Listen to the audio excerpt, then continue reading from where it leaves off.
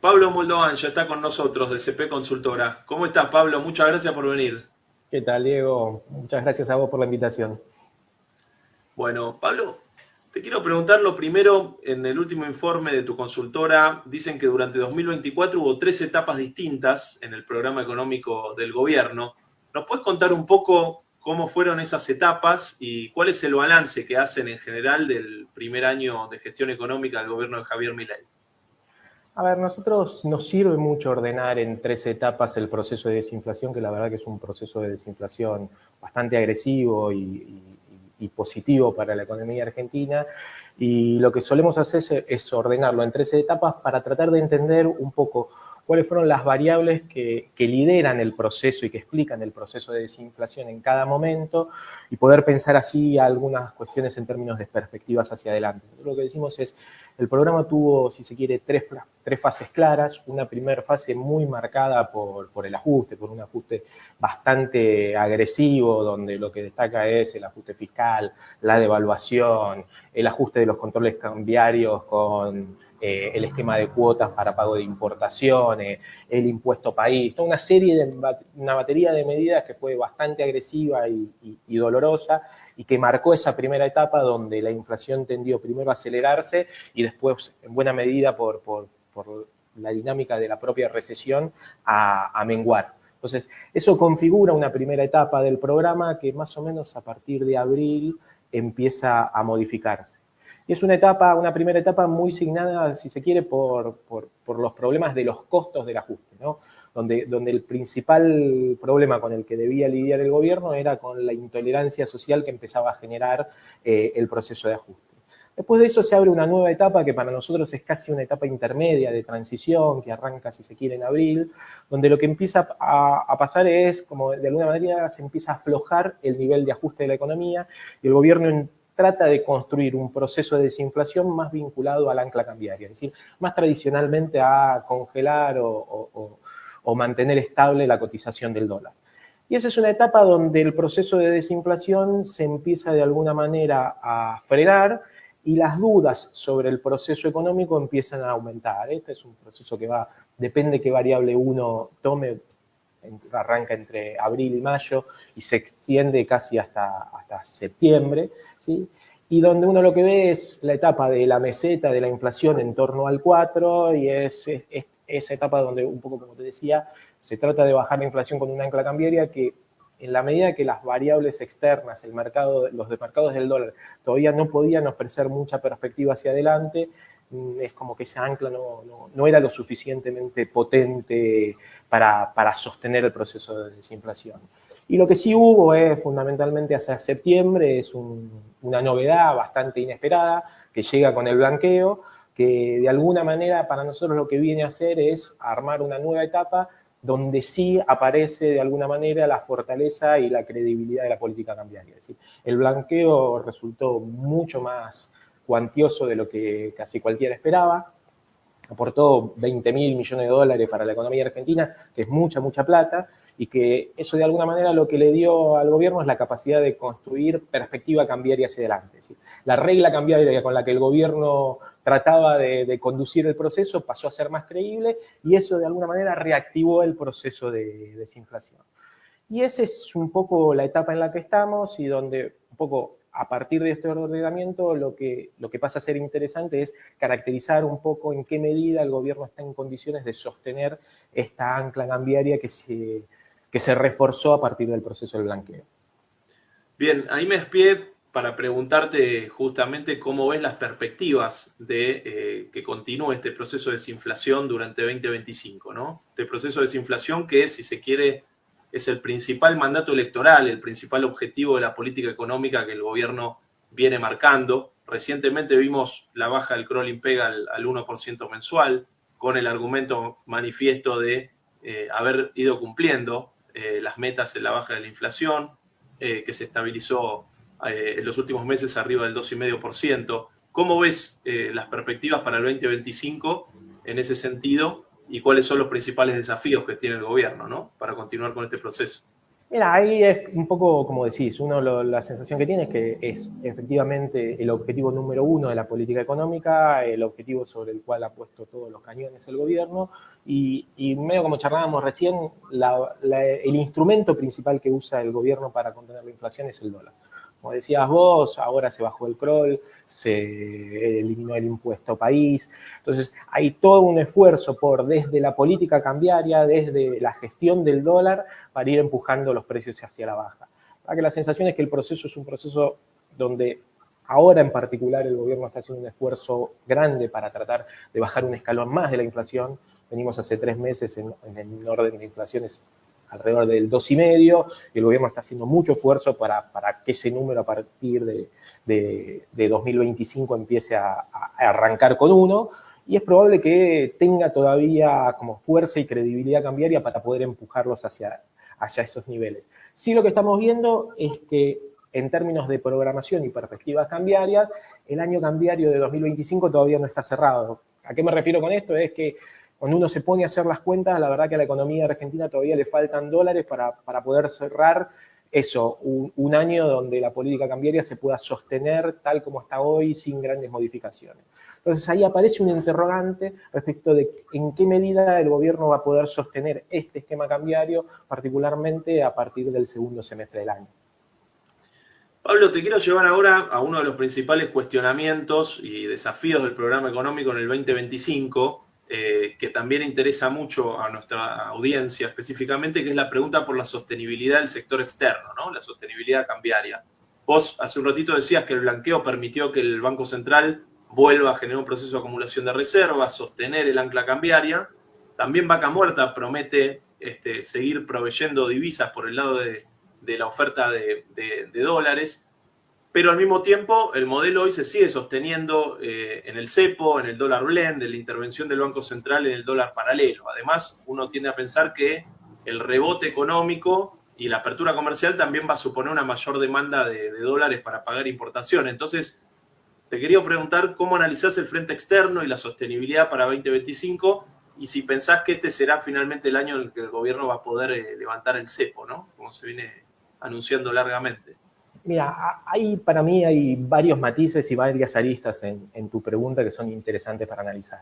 El primero tiene que ver con que, si bien el blanqueo resolvió, por lo menos por un tiempo, la incertidumbre cambiaria en Argentina, lo resolvió de una manera bastante particular, que es, a partir de el aporte de dólares financieros, por decirlo de alguna manera. Hoy lo que tenemos cuando uno mira del dólar oficial en Argentina, uno lo que ve es que tenemos tendencialmente una cuenta corriente, es decir, lo que tradicionalmente los economistas llamamos los dólares genuinos, ¿no? Los del superávit comercial, el superávit de servicio, más el pago de intereses, que se vuelve cada vez más deficitaria, y una cuenta financiera que aporta dólares, ¿no? Hoy los dólares se aportan al mercado cambiario fundamentalmente a partir de un proceso de endeudamiento privado, del sector privado. Entonces, eso configura ya una primera duda respecto de la sostenibilidad del proceso. Es decir, hasta qué punto ese proceso que arrancó con el blanqueo, que de alguna manera es un proceso que se autovalida, ¿no? Es decir, en la medida que yo creo que el blanqueo resolvió el problema, también a mí me conviene ofrecer mis dólares para hacer un poco de tasa de interés, lo que se llama carry en pesos, y eso pone más oferta. Entonces es un proceso que se autovalida y que mientras funciona bien, pero que también es muy susceptible de revertirse muy rápidamente. Entonces, hoy el proceso tiene esa fragilidad de base. Y a eso se suman, si se quiere, algunos aspectos un poco más de fondo, que tienen que ver con que cuando uno mira con un poco de perspectiva, 2024 fue un año bastante extraordinario en términos cambiarios, ¿sí? Que le permitió al gobierno comprar muchos dólares, pero acumular no tantas reservas y pagar mucha deuda externa. Cuando uno mira esto hacia 2025, uno lo que ve es que de alguna manera los compromisos de deuda son similares, pero que muchos de los factores que le permitieron comprar muchos dólares en 2024 no van a estar.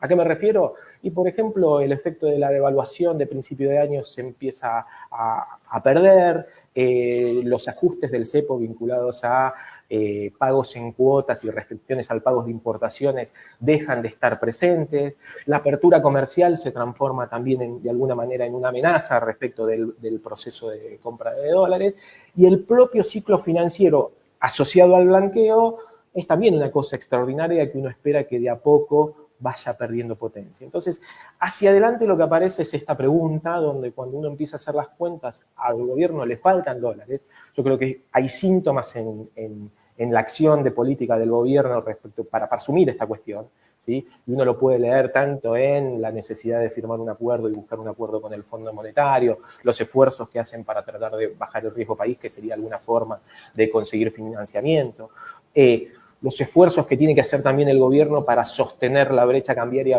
baja con intervenciones directas, son también una muestra de cierta, digamos, percepción de que al esquema todavía le está faltando algo para terminar de aclarar el panorama, y es lo que se tiene que terminar de resolver en los próximos meses. Hoy, y con esto cierro, digo, hoy te diría que la mayoría de los actores del mercado creen que el gobierno tiene este desafío y tiene la posibilidad de resolverlo. Particular como la elección de Trump, la relación con el fondo, esta cuestión es como que le ha abierto un camino donde, bueno, che, mira, te falta un número importante de dólares, pero tenés potencia para resolverlo, pero bueno, me tenés que mostrar que lo podés resolver, porque si no, 2025 puede transformarse en un año difícil. Bien, sí, en este sentido también parece ir la medida de esta semana de la baja de retenciones al agro, ¿no? Que de alguna manera va a permitir adelantar la liquidación de divisas, se estaban estimando en una cifra alrededor de los 5.000 millones de dólares, ¿no? Que parece ir en el mismo sentido. Te quería preguntar, recién lo mencionabas, en tu consultorio hicieron una estimación de la cuenta cambiaria para todo el año.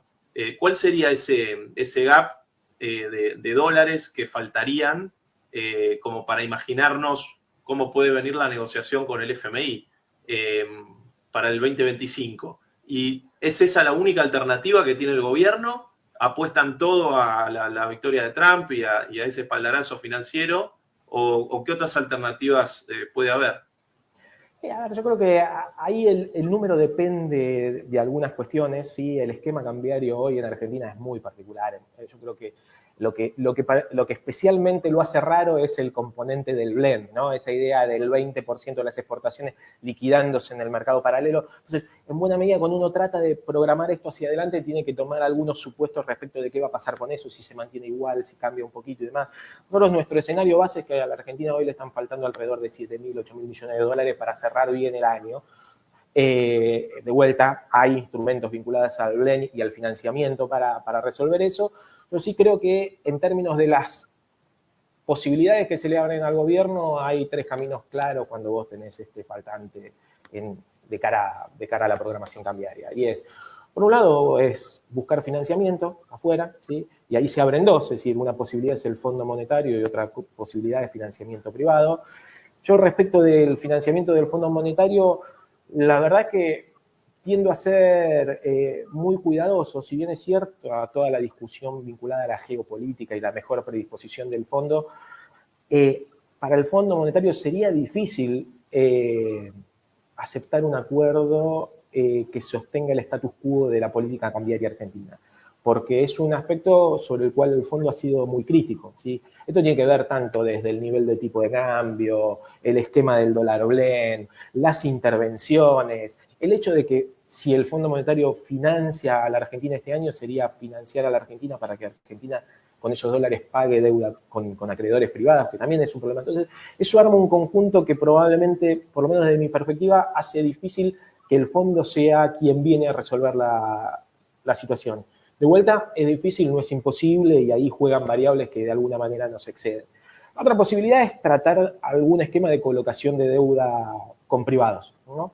Yo creo que el repo de principio de año, esos 1.000 millones de dólares, tratan de empezar a abrir esa posibilidad, de abrir ese mercado. Lo cierto es que los tiempos para colocaciones de ese tipo son relativamente cortos para el gobierno. El gobierno tiene que lograr empujar el riesgo país todavía más abajo y tiene que lograr hacer esa operación probablemente antes de que se le meta el calendario electoral dentro de la discusión. Entonces, yo creo que esa probablemente sea el plan A para el gobierno, y deberíamos encontrar algunas novedades en los próximos meses. Ahora, Si ni el fondo ni acreedores privados ofrecen financiamiento, nosotros en Argentina ya sabemos que hay una tercera posibilidad, que es aguantar. Y recurrir al pragmatismo y demás. La verdad que el agujero de dólares que estamos proyectando no es tan grande, y esta es una gestión que ha demostrado ser pragmática y creativa, medio que lo decías vos recién. Es decir, lo de las retenciones no resuelve el problema de los dólares del año, pero sí hace una cosa, los trae para el primer semestre, con lo cual el primer semestre lo despeja y te da un poco de aire este primer semestre para transitarlo más tranquilo. Bueno, ese tipo de medidas a las cuales estamos acostumbrados en Argentina pueden cumplir también algún rol. Es cierto que en un año electoral esas medidas generan más riesgos, generan más problemas, y este es un gobierno al cual se lo mide específicamente muy fuertemente respecto de la dinámica cambiaria. Entonces, cualquier tensión sobre la brecha, cualquier tensión sobre las expectativas cambiarias puede entorpecer todo el fenómeno virtuoso que estamos viendo más en términos de desinflación y recuperación. Pablo, lo último que te quiero preguntar, pero bien importante, que está suscitando mucho debate hoy, en el informe de tu consultora miran el gráfico de la evolución del tipo de cambio real y observan que hoy estamos bien por debajo de la media histórica argentina y alcanzando incluso los niveles de los años 90, cuando la economía tuvo grandes problemas en el sector externo por la falta de competitividad y se sumergió en los años de crisis del fin de la convertibilidad. El gobierno insiste en que hablar de atraso cambiario es una falacia porque hay que observar otros factores como el costo impositivo, el costo administrativo del país, y por eso se enfoca en esta agenda de desregulación y baja de impuestos que encabezan con anuncios todas las semanas Sturzenegger y Caputo, y en el medio de eso el presidente se pelea con Cavallo por este tema. ¿Está atrasado el tipo de cambio? ¿Está atrasado el dólar? Y en ese caso, ¿pensás que se puede revertir en parte esa pérdida de competitividad con esta agenda de baja de costos que impulsa el gobierno? La discusión sobre el atraso cambiario siempre es difícil, y la posición natural de cualquier gobierno siempre es sostener que la paridad es la que corresponde, ¿no? Ahora, sí, nosotros un poco lo que hacemos es el ejercicio de mirar un poquito para atrás y mirar la historia, y la verdad que los niveles del tipo de cambio real multilateral argentino, en especial después del desarme del impuesto país y con la tensión cambiaria en Brasil, están en niveles que son, de episodios generalmente de fin de ciclo cambiario, digamos. Son niveles que vemos o en los finales de la convertibilidad o hacia finales del 2015. Son niveles poco sostenibles. Y más allá de que son históricamente niveles poco sostenibles, y yo creo que acá está lo más relevante, son niveles que mirando hacia adelante van a tender a empeorar. Es decir, el status quo de la política argentina lleva a más apreciación, en parte por lo que charlábamos al principio. La herramienta con la cual el gobierno pelea contra la inflación es a través del control del dólar. Y eso lleva a que se acumule cada vez más apreciación. Y yo ahí sí creo que el esquema, en términos de competitividad, se vuelve cada vez más insostenible. Es muy difícil a una economía pedirle que mejore su productividad 15-20% en términos anuales para bancarse este ritmo y este nivel de apreciación. Eso es muy difícil y es muy poco probable que ocurra, ¿sí? Entonces, yo creo que la dinámica es en buena medida bastante insostenible. Creo que de alguna manera el gobierno lo admite, porque estamos dentro de un esquema cambiario que el propio gobierno asume como transitorio, ¿sí? Entonces, me parece que la agenda de salida del cepo tiene implícita probablemente una discusión sobre un nuevo nivel del tipo de cambio, pero que así como es insostenible en el mediano plazo, creo que tiene algo de sobrevida. Creo que la estrategia del gobierno va a tratar de empujar eso lo más que se pueda y seguir priorizando la desinflación con los costos que esto tenga en términos productivos para la economía argentina. Pablo, muy interesante. Muchas gracias por venir. Muchas gracias a vos, Diego. Saludos.